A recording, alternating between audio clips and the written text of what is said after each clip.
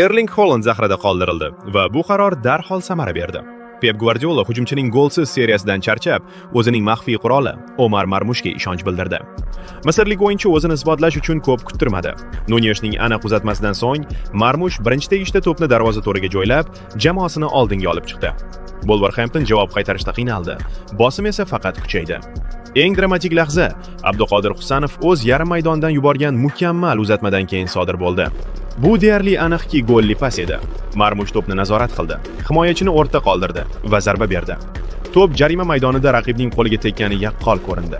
To'p ustunga tegdi. VAR uzoq tekshirdi, ammo hakam hayratlanarli qaror chiqardi. Qo'l bilan o'yinni inkor qildi va penalti bermadi. Stadion ishona olmay qoldi. Shunga qaramay, o'yinchilar bahsni o'z templariga xalal berishga qo'ymadi. Ular maydonda ustunlikni saqlab, oxirigacha bosimni davom ettirishdi. G'alabani Semenyo mustahkamladi. Past va aniq zarba bilan to'pni